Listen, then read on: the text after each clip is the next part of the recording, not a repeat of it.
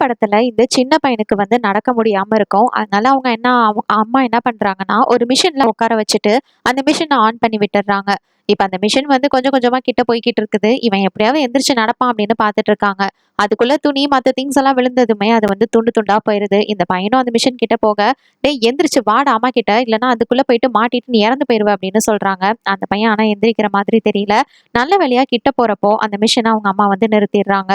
அதுக்கப்புறமா தன்னோட பையன் இப்படி எழுந்து நடக்காம இருக்கானே அப்படின்னு சொல்லிட்டு ரொம்பவே ஃபீல் பண்ணி அந்த இடத்துல உட்காந்து அழுதுட்டு இருக்காங்க. அந்த பையன் அந்த மிஷினுக்குள்ள மாட்ட போறப்போ எந்திரிக்காதவன் அவங்க அம்மா ஃபீல் பண்றத பார்த்துட்டு அவனும் எந்திரிச்சு நடக்கிறதுக்கு முயற்சி பண்றான்.